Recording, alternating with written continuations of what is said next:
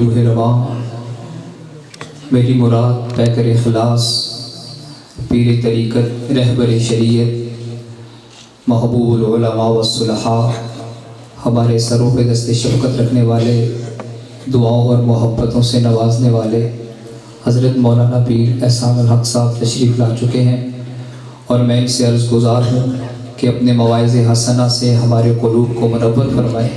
حضرت مولانا پیر احسان الحق صاحب۔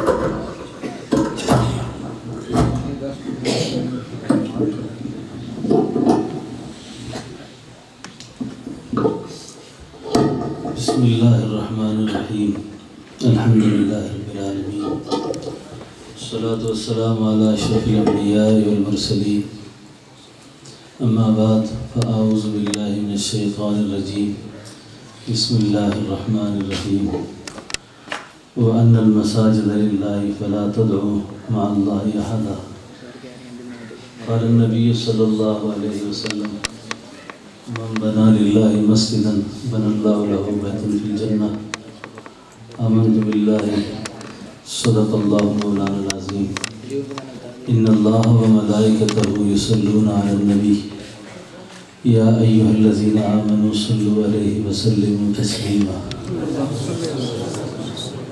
اللہم صلی علی روح محمد فی الارواح اللہم صلی علی جسد محمد فی الاجساد اللہم صلی علی قبر محمد فی القبور۔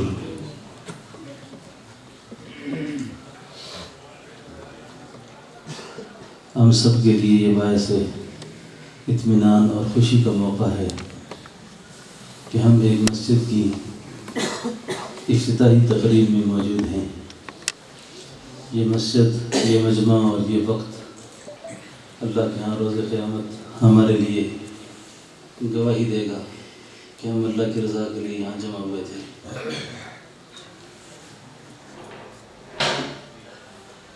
خوش نصیب ہیں وہ لوگ جنہوں نے اس مسجد کا افتتاح کیا، جگہ فراہم کی، علماء کرام کو دینی کام کا موقع فراہم کیا۔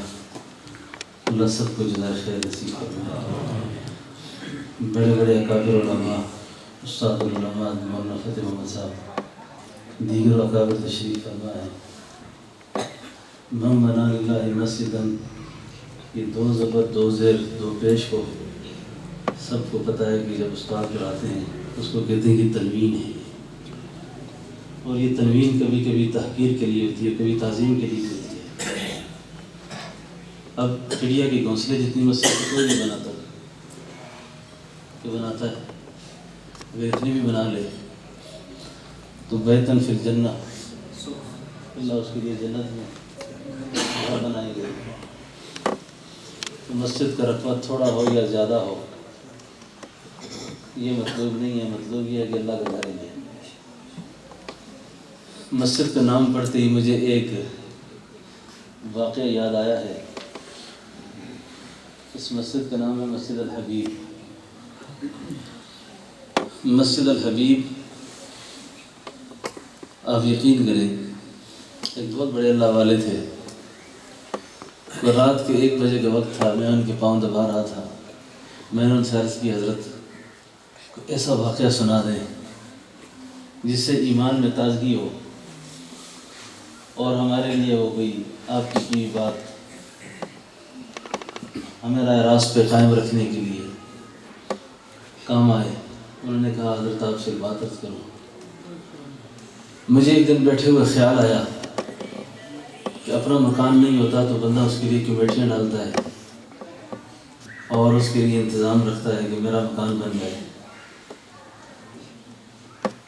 تو مجھے ایک دن خیال آیا کہ جس علاقے میں ہم رہتے ہیں یہاں مسجد نہیں ہے، تو کیا ساری زندگی لوگوں سے مانگتے ہی رہیں گے کہ پیسے دو اور مسجدیں بنائیں؟ کبھی یہ خیال بھی آ جائے کہ میں اللہ کے گھر کے لیے خود پہل کرتا ہوں، اور میں نے یہ تہیہ کیا کہ کسی نے کچھ لا کر دیا تو ٹھیک، ورنہ میں چندہ مانگنے کے لیے کہیں نہیں جاؤں گا۔ آپ یقین کریں اس بزرگ کا یہ ارشاد سننے کے بعد کہنے لگے میں نے مسجد کے لیے پیسے جمع کرنا شروع کر دیے،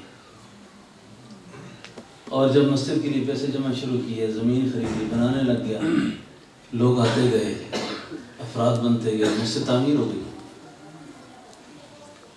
میں نے یہ کیا کہ جب مسجد مکمل ہو گئی تو مسجد کے مکمل ہونے کے بعد مسجد میں جھاڑو خود لگایا، اور جب تھک کے سو گیا تو خواب میں رسول اللہ صلی اللہ علیہ وسلم کی زیارت ہوئی۔ آپ نے فرمایا آپ کے سننے سے ہم خوش ہو گئے۔ پھر دوسرا دن، تیسرا دن، پھر میں نے جھاڑو لگایا، سو گیا، اللہ کے حبیب کی زیارت ہوئی۔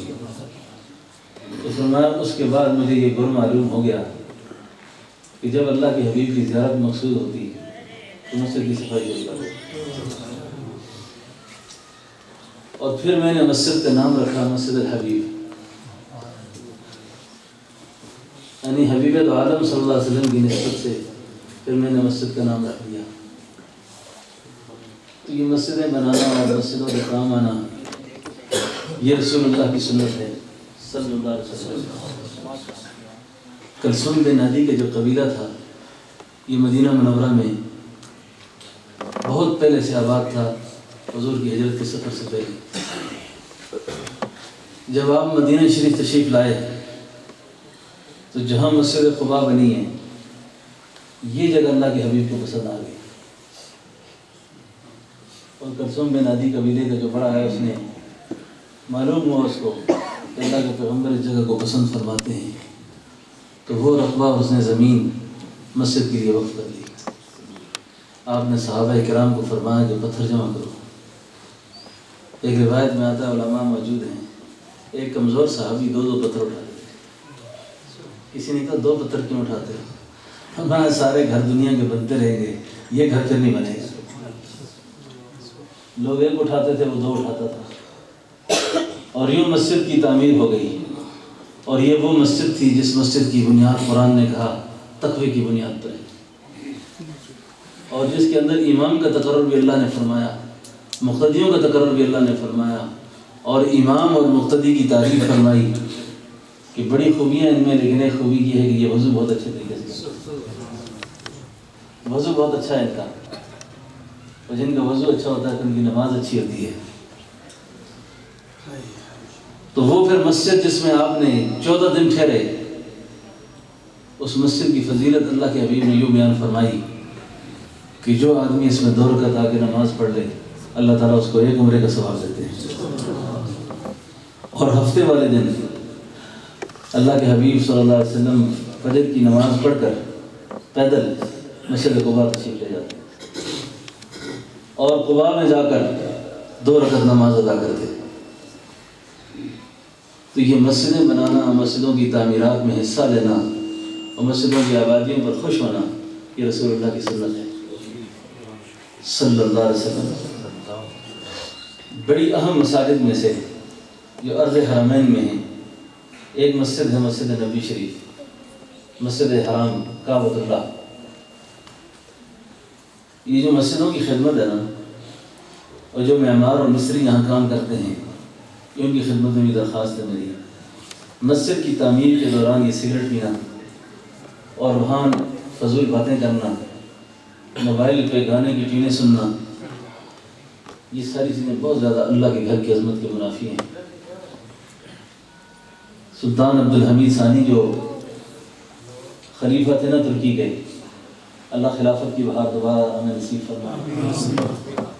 بڑی پریشانیوں میں سے امت پر جو بڑی پریشانی ہے نا، اس وقت ہم اسلامی نظام سے محروم ہیں، اسلامی خلافت سے محروم ہیں، اور اس سے بڑا امتحان شاید امت پر کوئی نہ ہو کہ ہمارے ہاں اس وقت قرآن کا نظام موجود نہیں ہے۔ سلطان عبد الحمید ثانی نے کہا میں نے ایک بڑا اہم کام لینا ہے۔ 1200 لوگ جمع کیے اس نے، جو اپنے اپنے فن کے ماہر تھے۔ اس کو کہا کہ تمہارا بیٹا کیا کرتا ہے، اس کو حافظ قرآن بناؤ، اور جو فن تمہیں آتا ہے وہ فن سکھاؤ اس کو۔ اور اس فن کے اندر اس کو کمال تک پہنچاؤ۔ اس نے کہا ٹھیک ہے۔ 12 سال گزر گئے، 1200 افراد کی جماعت تیار ہوئی۔ یہ 1200 افراد کو جب جمع کیا، ان سے کہا کہ تمہیں میں نے مسجد نبی شریف کی تعمیر کے لیے لے جانا ہے، ایک اللہ کا گھر تعمیر کرنا ہم نے۔ یہ اتنے باادب لوگ تھے، اتنے تعظیم اور تکریم والے لوگ تھے کہ مدینہ طیبہ سے باہر ایک بستی آباد کی گئی، اور اس بستی کے اندر 1200 گھر بنائے گئے، اور مدینہ طیبہ سے دور جو پتھر لا کے لگاتے تھے نا، اگر اس میں کوئی مسئلہ پیدا ہو جاتا تو اس پتھر کو اٹھا کر اس بستی میں لے جاتے، وہاں تراش فراش کرتے، تاکہ یہ پتھر روزہ اطہر کے پاس توڑنے سے بے ادبی نہ ہو، بے اکرامی نہ ہو۔ ان آداب کا خیال رکھتے ہوئے وہ دور بستی میں ایسا نہیں کہ جگاڑ کر دیا، وہیں توڑ کے لگا دیا، پھر لے گئے، پھر واپس لائے۔ سلطان نے کہا یہ مقام ادب ہے،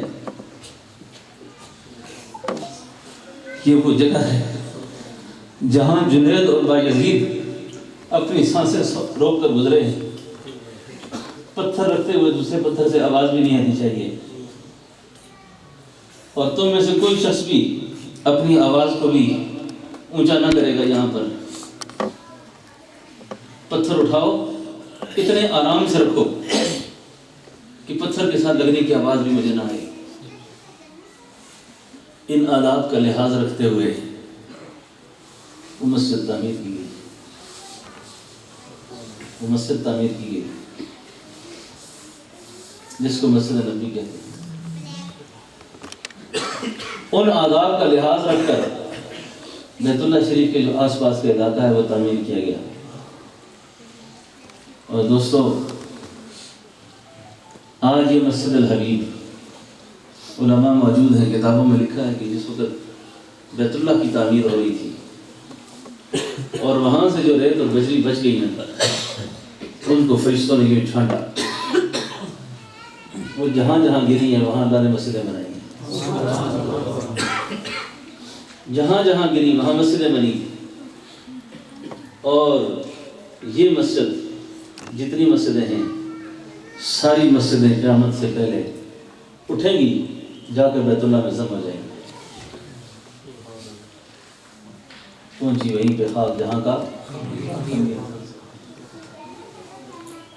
تو مسجدیں بنانا، مسجدوں کے کاموں میں دلچسپی لینا، یہ نصیب والوں کے حصے میں آتا ہے۔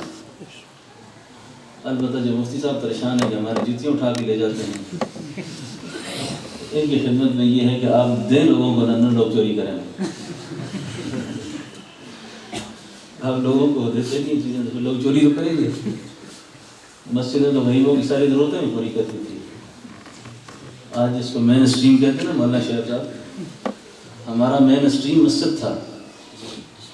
اس مین اسٹریم سے سارے دین کے شعبے یہاں سے آباد ہوتے تھے۔ غریبوں کی ضرورتیں مسجدوں سے پوری ہوتی تھیں، مدرسوں سے پوری ہوتی تھیں، اور آج بھی الحمدللہ عوام الناس موجود ہے۔ ہم اللہ کا شکر کر کے یہ بات کرتے ہیں کہ ہماری مسجدیں اس وقت بھی، ہمارے ادارے اس وقت بھی، جہاں ساری دنیا میں مہنگائی کا رونا روتی ہے، ہم نے اپنی چھوٹی چھوٹی مسجدوں مدرسوں سے 30-30 40-40 لاکھ روپیہ لوگوں سے جمع کر کے سیلاب والوں کو دیا ہے۔ کسی کو کالج میں مثال دے سکتے ہیں؟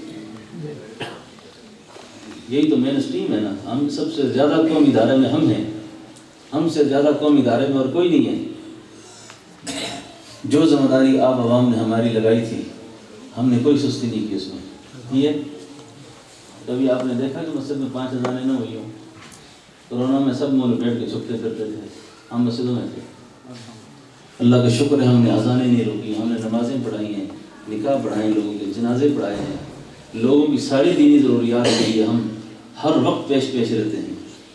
اسی کو مین اسٹریم کہتے ہیں۔